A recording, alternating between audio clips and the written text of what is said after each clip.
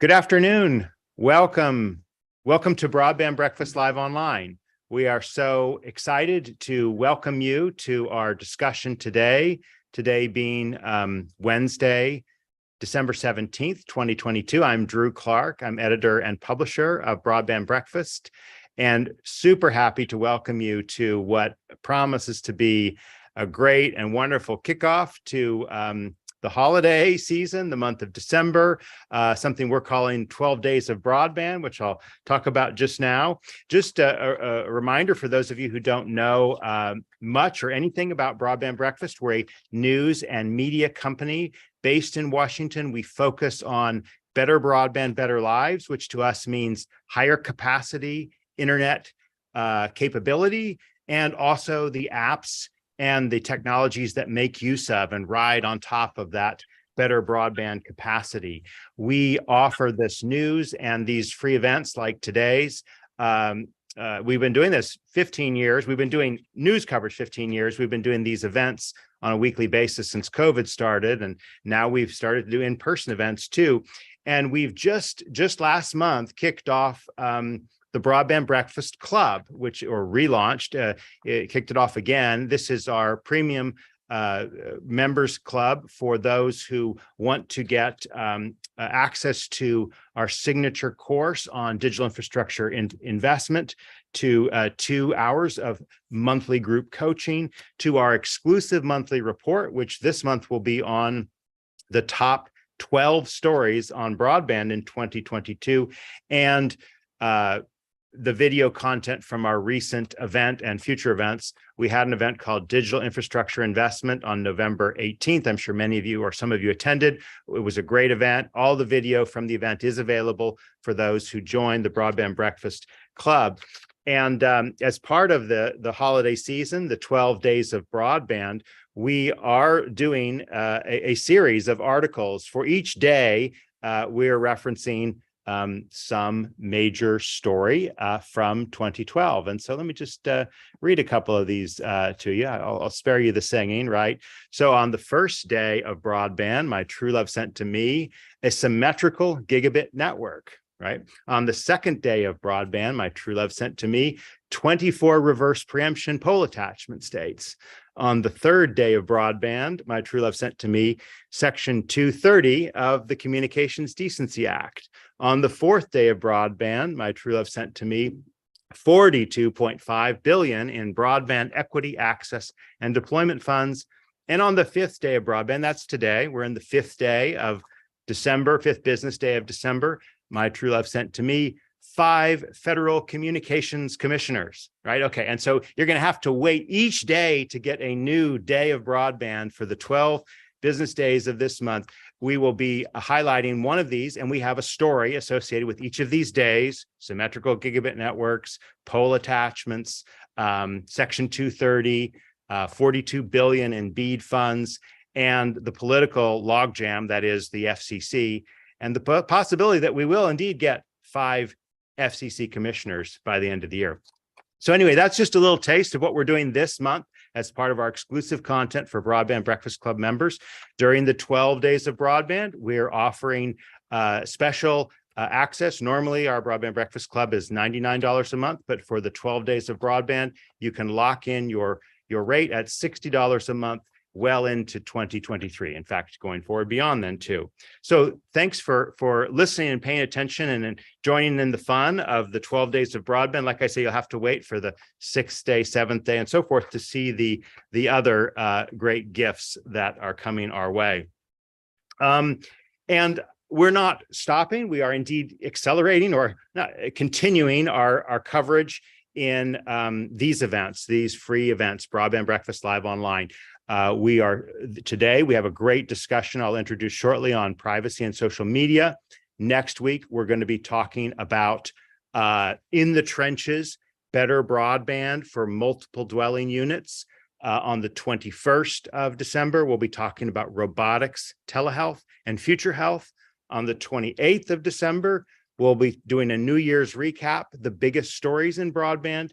And the first of the year, or I should say the fourth of the year, the first event of the new year, we will be live from Las Vegas at CES 2023. So that's just the next several weeks in our free programming. And our free programming is, of course, brought to us by our sponsors at Broadband Breakfast, and they include Utopia Fiber, Broadband.money, Google Fiber, Broadband Now, Lightbox, the Wireless Infrastructure Association, Geo Partners, LLC, Ookla, Michael Baker International, Pinpoint Capital Advisors, Bitstream Communications, Inc., Broadband Toolkit, Positron Access, and the California Emerging Technology Fund. Thank you to each of our sponsors for making these free events possible.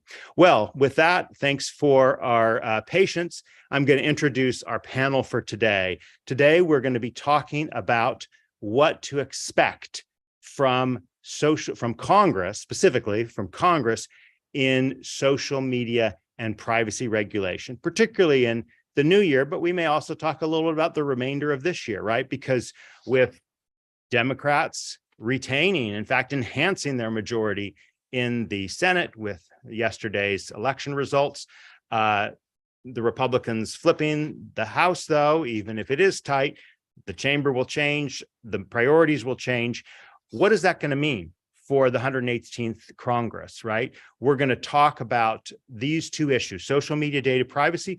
What about the American Data and Privacy Protection Act, right? This kind of came forth with a lot of fanfare, bipartisan measure, but where has it landed, right?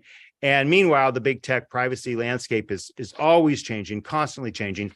I am going to kind of turn to our panelists and let them give us the breakdown of the issues and the importance. And then after that, intros by each of them, we will have our moderated discussion. We're going to go in this order. I'm going to start with Lauren Zabierek. I hope I got that right. Close enough. Good try. Yeah, right. Lauren Zabierek.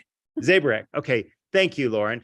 We are so grateful that Lauren, who is the executive director of the Cyber Project at Harvard Kennedy School's Belfer Center for Science and International Affairs. She will be the first speaker. She'll be followed by Brandon. Okay, now I'm going to mess it up again. How do you say your last name? Pugh? Pugh. Brandon Pugh. Okay. Yep. Brandon, thank you for being with us. He's the resident senior fellow and policy counsel for cybersecurity and emerging threats at the R Street Institute. And I know you got a big party tonight. Hope I'm not spilling the beans there. Brandon, I hope I'll be able to join you there. Anyway, Brandon, welcome. We're so happy to get the R Street Institute's perspective on these issues. Following Brandon, we will hear from Rick Lane, CEO of Iggy Ventures. And he's been in this issue space for many years, having been the senior vice president of government affairs of 21st Century Fox and the first e-commerce and internet technology director for the U.S. Chamber of Commerce. Rick, so glad we could get you back. Thank you for having me. And batting cleanup will be Cam Carey. Cam, we're so grateful you could be with us. He's a global thought leader on privacy, AI, cross-border challenges, and is, of course, a distinguished visiting fellow in governance studies at the Center for Technology Innovation at the Brookings Institution. So let's turn it to you, Lauren. Tell us a little bit about your thoughts on this issue. All right. Well, thank you, Drew, for having me. And it's great to be with this panel here. This past year, I, at the Cyber Project, worked with Brandon's team at the R Street Institute on trying to find ways to overcome some of the challenges that were preventing federal data privacy legislation from getting passed. And I will say that Cam Carey was, such a huge thought leader as he is. He was definitely, providing a lot of his thoughts and advice on that. And of course, building on top of the work that he and people like Jessica Rich, have done in this space. We just kind of came in and thought, well, they've done so much work here, to advance the debate, to really give some, key recommendations to shape this legislation. And we kind of came in thinking, all right, well, what are the roadblocks to passing this legislation? And we sensed those were the private right of action, preemption, and the role of the FTC. So Between our two projects, we, did some papers that were really meant to be very informational, not necessarily as academic as you might think, but, try to be very informative to our audiences. So, on that note, I think, over the last year, we obviously, came very close and there was a lot of hope. And then of course, I think that hope waned a little bit, after the summer with, obviously, they brought on the ADPPA, some cold water was sort of thrown on that a little bit, but, there's still this sense that this is the furthest that we've gone. And I understand, there may still be some sticking areas, especially for the California delegation. And I know that Senator Cantwell still has some objections to it, but I think that there's more urgency than ever, especially with the SCOTUS rulings, right? With Griswold and others that, especially where they found that there is no guaranteed right to privacy in the Constitution. And I think, therefore, we really need to get that enshrined into law. And so I am hopeful that over the next Congress that this will be an issue that is taken up, and hopefully we can move the bill, and Senator Cantwell hopefully will decide to take it up and bring it up for markup, and really address substantively those issues that that are sort of preventing her from broadly accepting it. And then on the social media side, I know that there, obviously there's issues with Twitter that we're seeing, of course, adding to the long litany of issues from social media. And then, of course, calls to ban TikTok, and, even where I saw Maryland is looking to ban TikTok on their, government devices. I think that's a good idea. I don't use TikTok. I never will. But my sense is there's a lot of people who do use it to provide, some income. And so I'm hesitant just to call for an outright ban. But what I have been thinking about, and this may be a harebrained idea, but that's something that I try to do is, come up with some wild ideas is what about if we looked at standards for social media to operate here in the United States? If you meet certain standards, meet certain criteria, then, you're able to operate. And I think having some sort of sense of, I don't know, public purpose, or, just, certain things that, prevent, I think, the worst from, aspects of it could potentially be addressed. So, I'll leave it there. I look forward to the conversation. Thanks again for having me on, and yeah, look forward to questions. Let me just quickly ask a quick follow-up, if I could, Lauren. So, political labels are a funny thing. They have been very porous, and I don't even really know what a kind of a conservative or a liberal think tank is these days. But could you just give us a sense, kind of where your think tank or your, presumably you're obviously not partisan, but what is the general way that the Cyber Project at the Belfer Center for Science and International Affairs comes at these issues, right? I mean, I know R Street, and of course, Brandon, you can correct us if I'm wrong, but comes at it kind of a more free market perspective, right? Brookings Institution kind of comes at it from a more kind of traditional liberal perspective, right? Where do you approach this, and how do you see the politics around privacy these days? Well, I'll say, look, yes, we are at Harvard, but the center itself is the Belfer Center for Science and International Affairs. And I think we do try to be, for the most part, nonpartisan about these issues, really looking at, and to, Ash Carter's legacy, who was the director of the center here and tragically passed this fall. It's really about public purpose and doing the right thing, and not about the politics of it. So, I think in that spirit, there are a number of things, a number of areas for continued compromise, on sort of both sides. So, I'm looking forward to, more debate in that spirit. All right. Well, let's leave it at that, and we'll come back to you as we get into the discussion. Turning the mic over now to Brandon Pugh. Go ahead. Well, Drew, thanks for having me in the Breakfast Media as well. In the short time, I've learned I'm not nearly as festive or as creative as you and your team. So glad to be here. Obviously, a pleasure to join such a rock star panel. And there's just so much we can say on this. Just a note, as a follow-up to Lauren, we had a pleasure of working with her over the past year to 18 months, as well as just having Cam's thoughts and recommendations throughout that as well. So just as a starting point, Lauren did a great landscape overview, and I do strongly believe comprehensive data privacy and security legislation is needed now. That really benefits consumers, industries, and national security, not just one. And we've dedicated a lot of time to seeing how that can become a reality.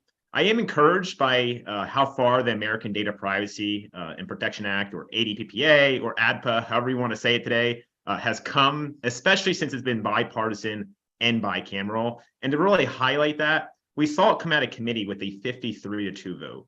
That's impressive. It doesn't happen too often, especially when it comes to areas that have traditionally been more controversial.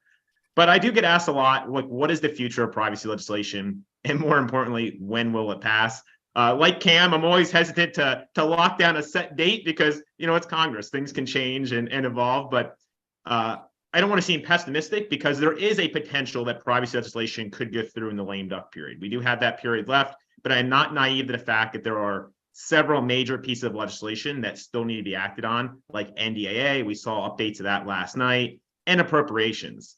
So while comprehensive legislation is possible, there is a narrow window.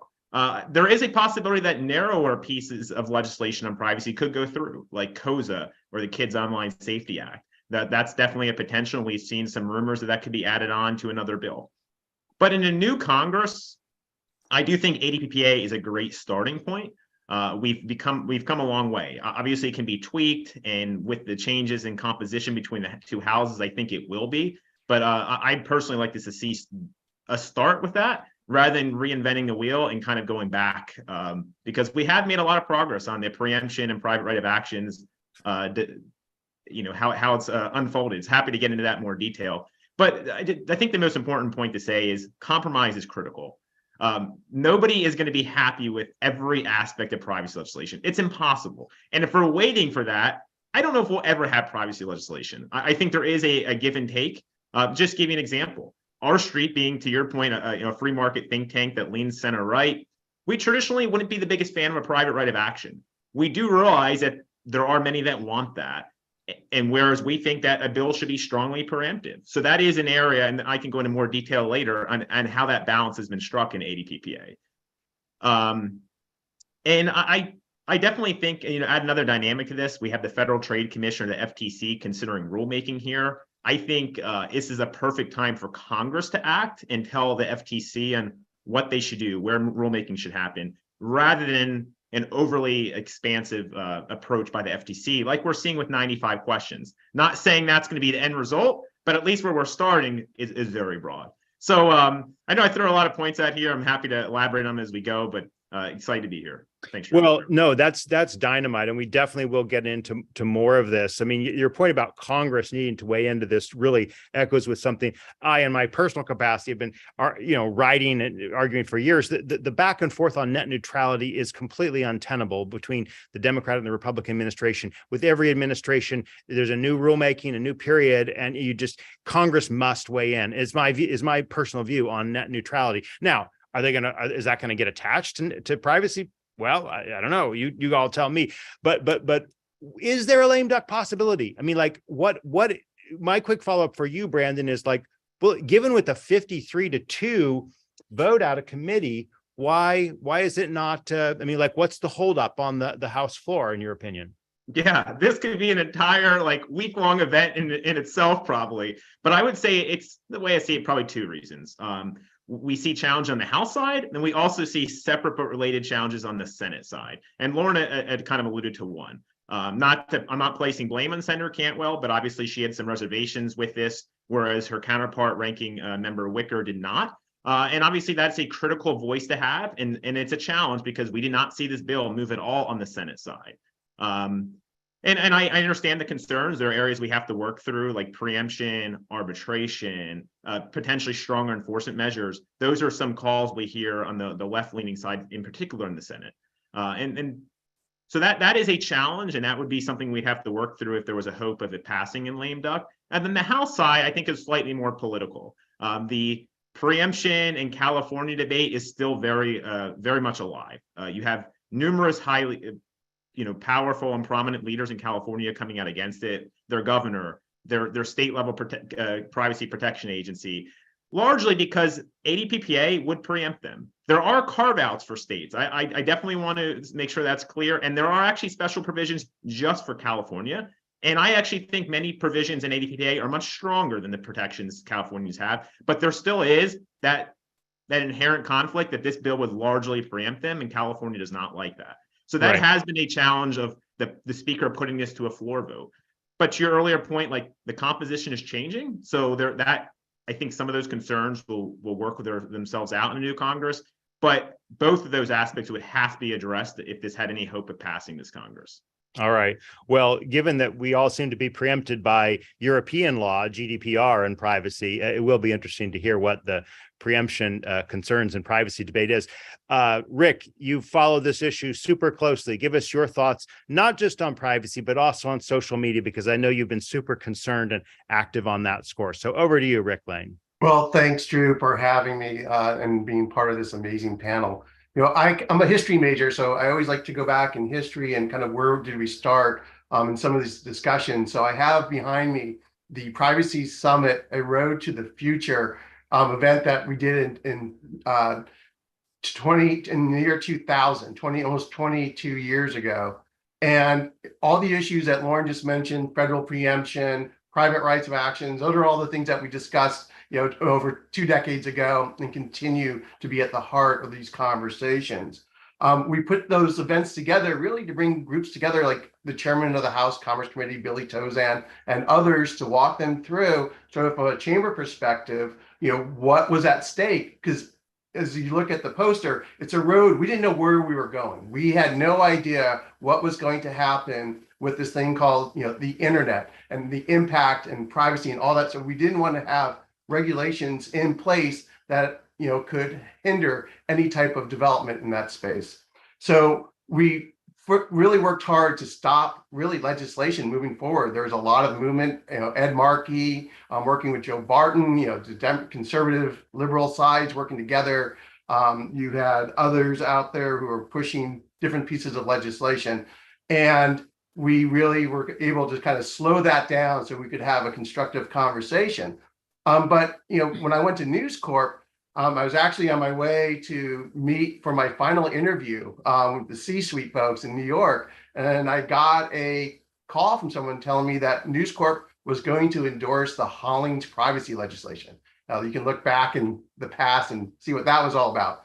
And I called my, who's going to be my boss in the cab and said, I've been working for 2 years trying to stop privacy legislation because I think we can have a self-regulatory environment that could be better for consumers, better for businesses, and help this nascent industry grow. And I said, if News Corp is going to support privacy legislation, I cannot work there. And my boss, he became my boss, said, we are not endorsing that legislation. So I continued on to my meeting in 15 years of working at an amazing company. But during those 15 years, I worked with people like Stu Ingus and the advertising groups that are out there and all these different companies trying to create a self-regulatory environment that would work. All the things, your little triangle you have about these ads, what was the self-regulatory environment going to be? And we put together, in my view, a pretty good self-regulatory environment. The problem was not everybody followed it, which is why today I am supportive of the broad privacy legislation, why I'm supportive of updating COPPA, why I'm a strong supporter of COSA, because we, in my view, some of the companies that came after because of the ability to targeted advertising, the abilities of the computing and the power of computing power, the issue with the network effect of businesses consolidating, as well as the cost of storage. It basically costs you nothing. When I started my first company, it was $1,000 a gig for storage. Now you can get a gig, they hand them out, as party favors. And so everything changed dramatically. But also what happened, as you had targeted advertising and collecting more information, you had an incredibly complex advertising network developed that the technology behind it, people just didn't understand. Information was flying. Who was putting pixels on your computer? Facebook collecting information on you, even though you weren't on Facebook, that people didn't know, or even if you didn't hit like, they were collecting where you were across the system. All those things started getting people more and more nervous, and there was nothing that really could be done to stop it. On top of that, you had CDA 230. CDA 230 also has an impact. All of these issues are really about the same problem, which is an unregulated part of the business community that had free reign basically on privacy and no liability in terms of their conduct if it was, quote, user-generated content. So all these things are now converging, which is why you had overwhelming support in the House for the broad privacy bill, why you had broad support for COSA and COPPA in the Senate Commerce Committee, why are you seeing all these hearings, why you are seeing the ban, which I strongly support, of and calls for ban of TikTok, because information flows can go anywhere. And so all this is coming to a head. When I first started talking about 230 during the FOSTA-SESTA, because I helped lead the effort on the FOSTA-SESTA legislation, I had to explain what was 230. Now it's like Madonna. You just say 230. You don't have to explain it anymore. But then you can have overly broad ramifications. And you mentioned, Drew, GDPR.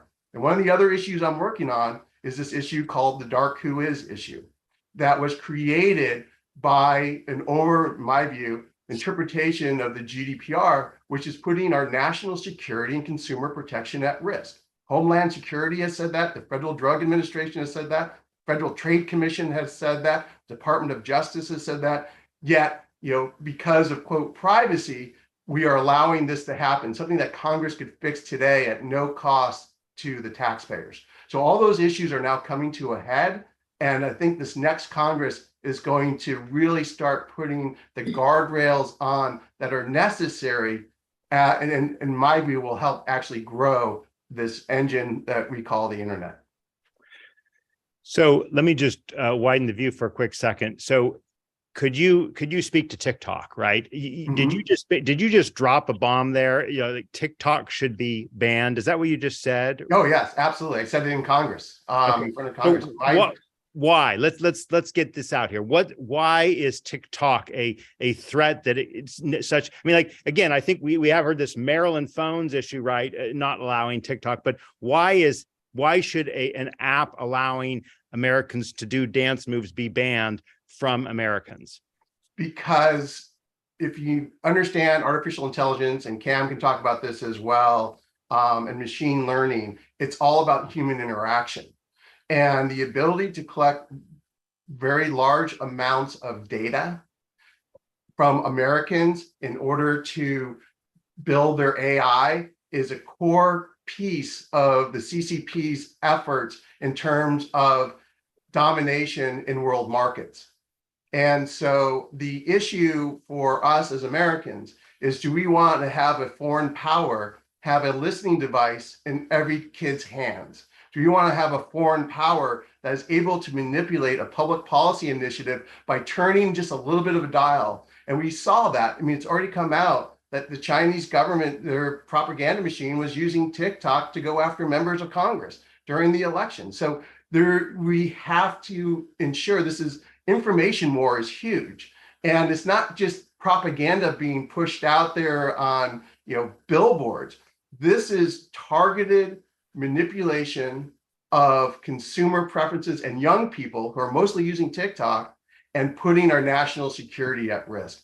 And I can't imagine, we just banned chips from our for mobile and for communications. Well, but they don't need the chips. Everyone has their cell phone, and all these kids have their cell phone, which are massive listening devices, and they're able to gather data off the back of their phones.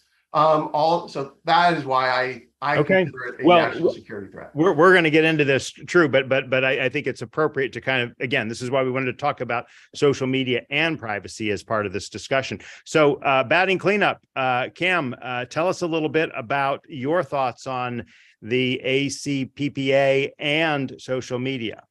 Well, Drew, thanks.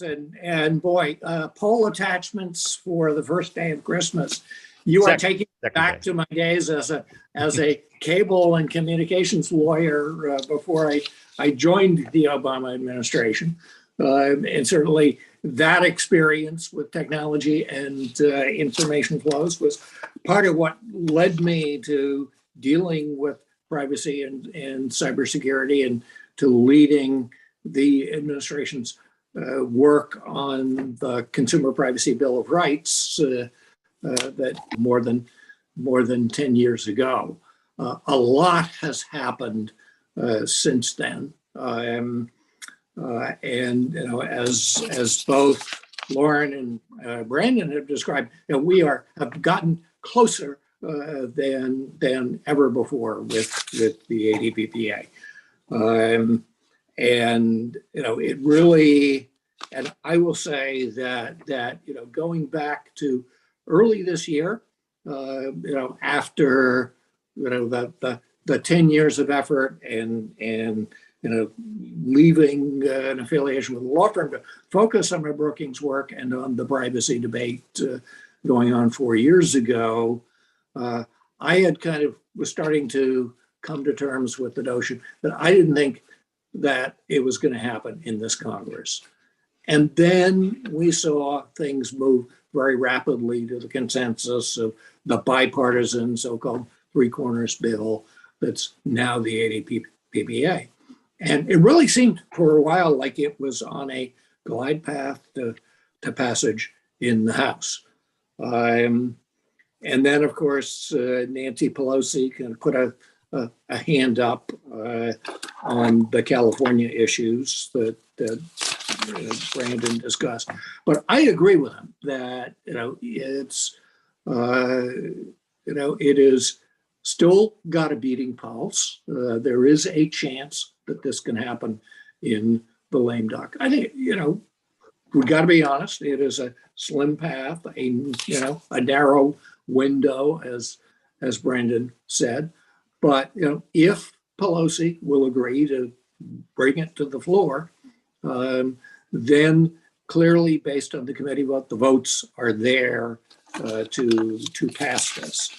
And you have, I think, an active coalition of groups of privacy groups, particularly the civil rights community, which sees this as a civil rights bill for the 21st century, and an important extension of civil rights protections into the digital arena. And on top of that, as Lauren alluded to,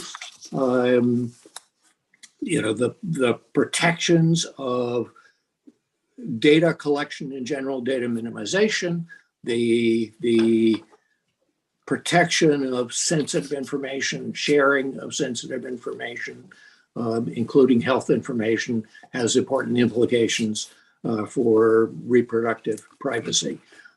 So there is a strong push on it. As somebody who dealt with this issue and dealt with many of these groups across the spectrum, it's been extraordinary to see the degree of consensus and the number of civil society groups who have put differences, put issues behind them. And I think that's been true on the industry side as well. And, people have recognized the need for compromise. And I think now there is some sense of urgency on the part of those groups, because there is no guarantee, I think, that we pick up where things left off in the next Congress. I spoke with somebody on the Republican side who's been working on this, who said, look, I don't think we pick up where we left off in the next Congress. And, I think it's more likely that we will be starting from scratch. So I think,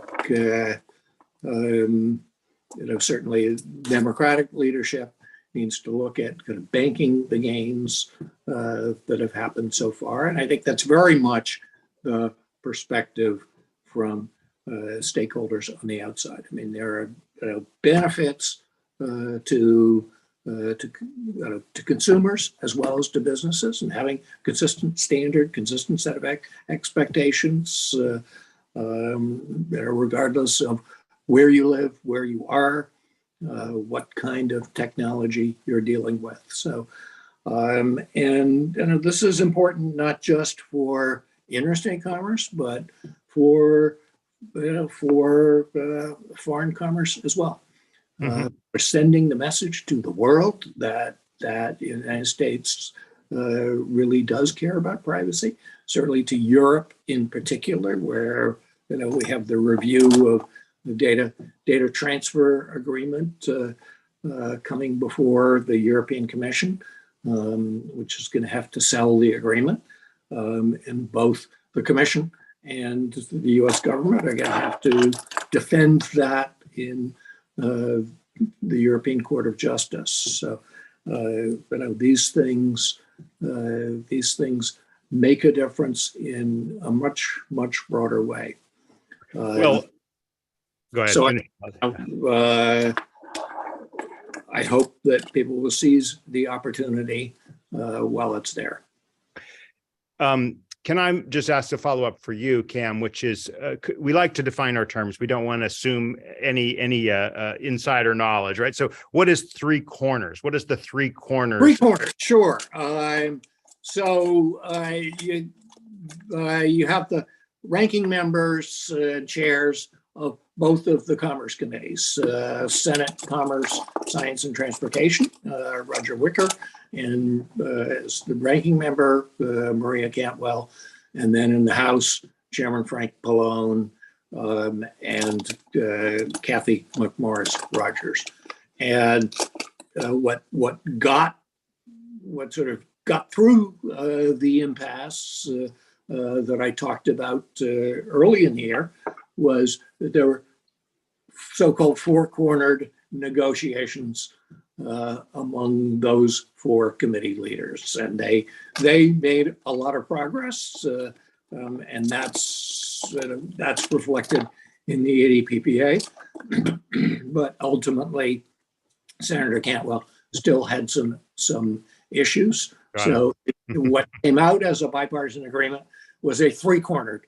All right. Polite way of. In the course of the markups, in subcommittee and then the full committee in July, the distance between where they were when this thing first came out in May to between them and Cantwell has shrunk considerably. So if they were here in May, they've gotten to about here in July. So not much to resolve.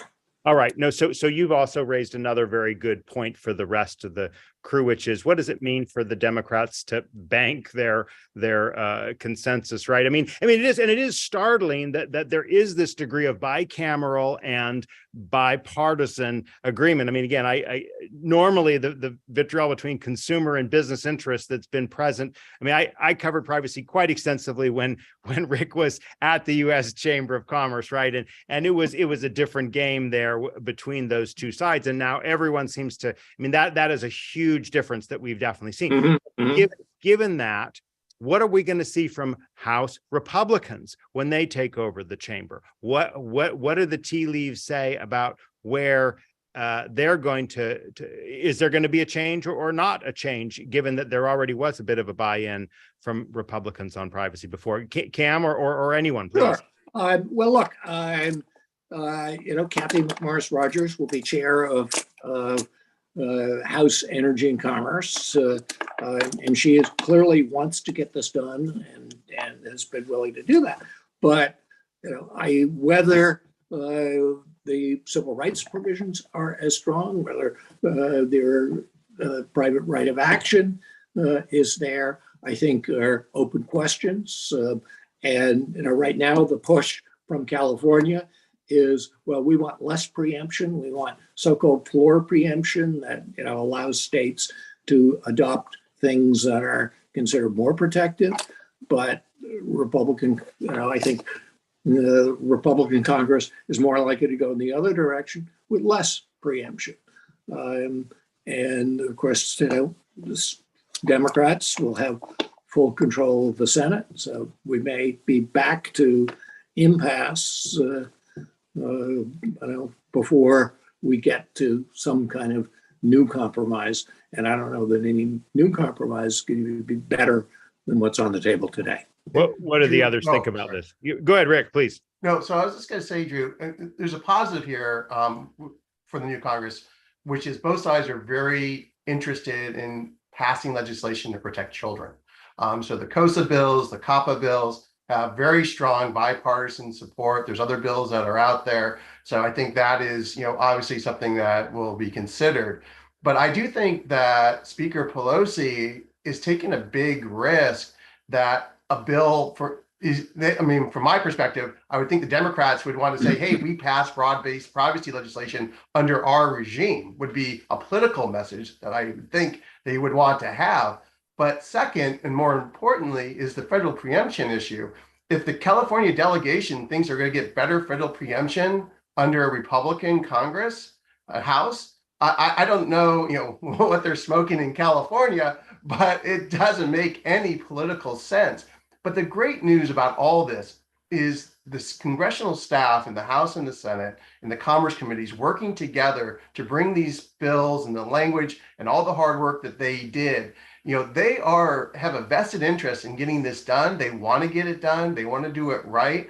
And I think, all these years we've watched this, like with Cam, that they are this close is a testament to the staff and the members wanting to get this across the finish line. So I think that momentum is good, but I think the Democrats and the California delegation is making a huge mistake by stopping this bill moving forward. Yeah, I'm into what Rick said about the work that's been done by staffs and members. Yeah. Yeah, and just to echo, both of their sentiments, I completely agree on the staff end. It's been remarkable in terms of how much background work has been done. Just push back slightly on the kids' privacy piece. Not discrediting it by any means. I know my personal preference is to see more comprehensive legislation go through. I know that's a much harder jump to get to. I'm fearful that still a majority of Americans wouldn't have privacy protections, whereas ADPPA does have protections for kids. But I definitely hear your point. And just to add a couple other political dynamics to this, if it didn't pass this Congress, there is a lot of changes next Congress. It's the speaker is not set in stone, but likely would be, Speaker McCarthy, not set in stone. But in the past, we have seen him supportive of national privacy legislation. That is largely preemptive. People can change their minds, but that's what we've seen as recently as a couple of years ago. That was also on the agenda for Republicans if they took the House. Also, but on the Senate side, it's very likely Senator Cruz will be the new ranking member of the Senate Commerce Committee. I know a lot of privacy advocates have expressed some strong concerns about that change, not seeing him as a strong contender for privacy. I think time will tell, but what I can say is, at least from my perspective, I can see there's a strong interest in privacy, by Senator Cruz. So I am encouraged by that. And I think there would be a willingness to work toward privacy in the Senate side. It'll just be a matter of, can Senator Cruz with Senator Cantwell get a version that either they can support, and then hopefully that's in line with the House side, because I think there is a potential that you could see two different versions of this with, Catherine Moore Rogers continue to work with Frank Pallone. So some of that's still up in the air, but just to add a couple more wrinkles to it. Yeah, and I think all those points are great. And, just looking at sort of the two bills or the ADPPA and then California, there's not a lot of, difference there. Like there's a couple of things where maybe California is just like a little bit stronger, but there's a lot of areas where it seems that the federal bill is actually much stronger. So, to your point earlier about kind of getting over some of those politics and trying to convince, that delegation that this will be a strong bill, and, will help, Americans everywhere, especially because, that the California provisions only, really protect obviously people in California. So hopefully, some movement on that, but remains to be seen. Let's talk a minute about kids and the kids bill. Obviously, COPPA was the Child Online Privacy Protection Act was passed in 1998, pretty much the very first kind of online-ish privacy legislation. It stood the test of time, although there have been some revisions, administrative revisions. Could anyone please answer the question, what does the COPPA revisions do, and how is that different from the KOSA, the Kids Online Safety Act? And I'd love your thoughts on lame duck passage of those bills. Rick, you want to go first? Yeah, happy to. I mean, COPPA, so some of the holes in COPPA that are trying to be fixed. One is raising the age, 13, under 12 and under, for a lot of us who are parents is a little bit too young. I think it should be 17 and younger, but it looks like it's going to be 16 and younger, and enhancing some of the privacy around that issue. I do also think that one of the keys that's missing in the COPPA bill, but there's an amendment by Senator Blackburn for a GAO study on this, is what I call the FinTech Child Privacy Protection Gap, which is the collection of information on kids using digital wallets and debit cards, which is a huge market, and the ability of these companies to track them and their purchase habits, and not being able to opt out of affiliate sharing.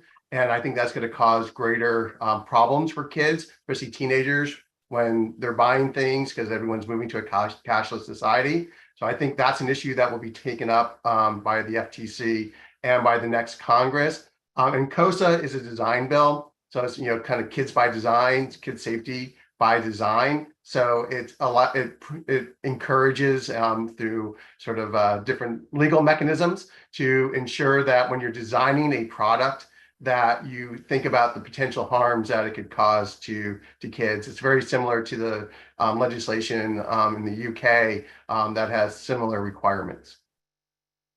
Other reactions to KOSA, COPPA, and chance of passage, and or dissents or disagreements with their approach from the other three panelists? I think they should pass. So you agree? I just kind of echo what I said earlier. My approach is just to see broader legislation. I think there is a detriment to KOSA without having broader privacy legislation. I think there's also a detriment to the rest of America without it. And not to overuse the expression a patchwork of laws, but I am concerned without a national approach, we're just going to see states continue to act, whether it's kid-specific privacy or their own comprehensive. Like, we're only at 5 states now. Some people call me an alarmist, but we did see over 27 states try to act in state level legislation. And I think that's only going to continue next year. So I do think, like, if Congress doesn't act now, it's going to be a nightmare for industry, but then also consumers, to Lauren's point. Now, I live in New Jersey. I don't have privacy protections right now. So, is that fair considering other states do? I would say not. And that's really why I think Congress needs to step up now. Yeah, I'll echo what Brandon said. I think, we should have comprehensive protections. And the ADPPA actually does a lot for kids. I mean, it would ban any targeted advertising to anyone under the age of 17. Importantly, what it does is address, the wholesale collection and the leakiness of ad tech that Rick talked about. And I have his opening statement was kind of a remarkable journey over the last 15 to 20 years that really speaks to how the existing system has gotten out of control, and that the system of self-regulation has allowed companies to completely set their own rules, and the ADPPA would put boundaries around what people can collect, what they can collect it for, how they share it, how they use it. And that is the key thing for information privacy protection that goes well beyond what California does. Yeah, and I'll just add to, I'm not exactly sure of the provisions in KOSA and other child protection laws, but where ADPPA is more comprehensive and also specifically discusses, privacy by design, data security, cybersecurity. Like those, I think, are very important provisions to sort of round out the protections, needed for everyone. Yeah, and I would just, I'm not saying that we should have one over the other. I think the House did an amazing job of child protection inside their bills. I'm very supportive of everything they've done. And so what I'm saying is that these aren't mutually exclusive. They are part of the same goal. And I think that ideally, I agree with everyone, a broader privacy bill would be ideal. But the question is COSA going to get through or not is a way above my pay grade. Obviously, there's a lot of effort to get COSA through. And I hope if it does get through, it will be, I think, a good thing, but it can't be to the detriment of a broader privacy bill. And I would love to see that, in these last few days, the Christmas miracle of them coming together and bringing these things, to the floor for a vote would be amazing, because they're just so important for the American people, as everyone on this panel has said. We got less than 10 minutes. So if you have questions from any of our channels or platforms, right, on Zoom or on LinkedIn, Twitter, Facebook, please send them to us. And speaking of these platforms, big tech, what are your thoughts on big tech's attitude towards this? Obviously, we've seen a bit of a different posture with Apple really trying to be the consumer advocate, carve out that space, whether they are or not is still interesting question, but it really does seem to have cut into ad revenue for Meta's Facebook, and I'd love the panel's thoughts on big tech's reaction to privacy and then lurking behind social media regulation. Who would like to tackle that? I'll just say, sorry. Oh yeah, no, please. I was just going to say, in the work that, Brandon's team and my team did, when we were talking with a whole range of stakeholders, it did become very clear that there was a lot of support, even, from the tech side, for a privacy bill. So that, from the industry to the advocates, there's a lot of support there. And I was actually very surprised, during the course of that research to see that, and very heartened by that. And then I think, with the different events, we saw, Apple and, I think Google, with different, advocacy on those issues. So yeah, I'm heartened by that. Yeah, similarly. I mean, I remember hosting a roundtable in 2018, and we had a number of tech players at the table. And that was when I realized that the conversation had really completely changed. And I had communications providers, the end user folks, everybody who's been fighting over net neutrality, fighting over privacy, all saying, yeah, we need privacy legislation, tech neutral. We're not, and clearly, not willing to sort of play the industry games. Now, I think there is, certainly on the ad front, I think some concerns, but that's why this week I put on Brookings Tech Tank, our blog, a proposal that we ought to have rulemaking by the FTC on fine tuning the boundaries on advertising, so that we can allow for free services, make sure that publishers don't get hurt, pay attention to the competitive consequences between the so-called first parties that have a relationship with users, individuals, and those that are the third parties. Well, Cam, you kind of preemptively answered one of the questions I posed a little bit earlier, which is, will net neutrality ever get wrapped into a privacy bill? And the answer seems to be clearly no, because there's consensus on privacy. There's not consensus on net neutrality. Where between those two poles, where does banning TikTok fit, right? So one of our panelists has expressed his support for that. I'd like to hear what the other three panelists think of that proposition. Well, Lauren, why don't you go first? You're the security person here. Yeah, look, there are major security concerns with TikTok. And like I said, I don't use it. I will never use it. If any of my, family ever decide to use it, I'd have, stern talking to over that.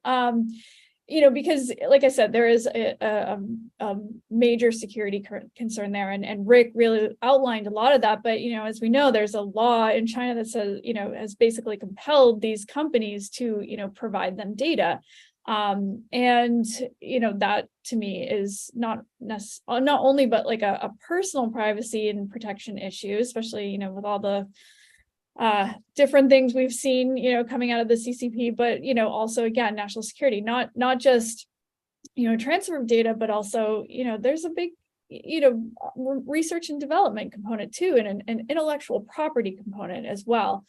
My one concern with this, the idea of banning it completely is, as I said at the top of the panel, is that I know that there are a lot of people who do make a living from this, as I guess being like influencers, and in a tough economy, I am worried about just completely taking that away from people and the backlash and the outcry against that, and what that might do. I mean, I have no sense of how large that particular economy is, but I just think there has to be sort of something else, and maybe even just sort of like a an off ramping of that usage. I'm not really sure there. Okay, Brandon and Cam, what do you think? Yeah. So real quick to your first point, Drew, about mixing legislation. I know this is directly on TikTok. Definitely, I think privacy legislation needs to stay privacy. I have heard rumors that maybe antitrust or Section 230 can be wrapped together, and I think that's a concern. We can't get clear consensus on privacy. If we add these other dynamics to it, we're even farther away. And not to mention, I personally think there are strong national security concerns with some of our antitrust and Section 230 proposals. That's a whole different point. But on TikTok, I agree with the security concerns there. I mean, it is a challenge because I think we have 80 million monthly active users on TikTok, which is astounding. I am concerned, just to add another dynamic to this, the specific individuals that use TikTok. I come from a military background. We know full right that many members of our military use it. So that is a concern where we have China collecting information potentially on Americans, especially those that are in very sensitive positions. And it's even outside of the data collection in terms of even going as far as espionage activities. So I think that's a concern. We saw the FBI director reiterate some of these valid concerns this week. And I think this is going to be something that a new Congress looks at, but not necessarily a full right ban. That's possible, but I think there will be additional calls for investigations and making sure there is a clear divide if TikTok does continue in the U.S. How do these concerns and the specific, national security issue figure into privacy? Is there any aspect of the privacy bill, the ADPPA, that could be tweaked or strengthened to address this concern if there's so many people who agree that TikTok should be banned? Totally great. Sorry, Cam, I don't want to. I'll let you go. But real quick, and Cam, I totally agree. There are security aspects to ADPPA. Look, I think that the data minimization certainly has an impact on what TikTok would be able to collect as well. And I'm very attuned to the concerns about the ability to collect on individuals. I mean, my security form that I had to submit for security clearance is in the hands of the Chinese, apparently. But I think we need to be very precise about how we target these things. I mean, we are also dealing with issues of data localization. India, a growing extent in Europe. So how we deal with these issues has to be very attuned, I think, to the collateral consequences. Let's take 30-second closing statements from everyone in the same order we started. Again, like what does the future hold, either the lame duck or next session with regard to privacy and social media? Lauren. I mean, anytime someone tries to predict the future, right, we don't know how that comes out. But, to your point earlier, and given your festive holiday attire, then, hoping for, as other people have said on this panel, a Christmas miracle. So we'll see. All right, ADPPA and the lame duck, Brandon. Yeah, and I know there are aggressive pushes behind the scenes to continue to move ADPPA forward. And if it doesn't move forward, I know that interest is still there next Congress. I realize that has challenged in itself, but we will be there to continue to advocate for it. There can be tweaks, especially that's our belief, but it is substantively a good place where we are. And I do think on the broader legislation piece, what seemed like otherwise meaningful legislation, we can't ignore strong national security and cybersecurity concerns that are often in bills that don't necessarily appear like they would implicate them. Rick? Sure. I'm positive note. I think we'll get broad-based privacy legislation through. When, I don't know. But there's definitely that interest. I think that's great. I think one of the key issues that's going to come up is the issue around the ICANN's who is issue and NTIA's neglect around this issue of national security and consumer protection. It's one of those little tech issues that no one focuses on. But when you have the FBI director and others saying that it's a national security threat and a consumer protection threat, I think Congress is going to address it, especially since the European Union under their NIS2 just said that access to accurate WHOIS information is critical to their own security and cybersecurity. So I think that's going to be one of those unknown issues. And then last but not least, I think TikTok will be banned in the next 6 months. Wow, you really put the hammer down with that prediction there. Cam, what are your final thoughts? Well, I'm not going to be as as broad as Rick was. I'm single-minded.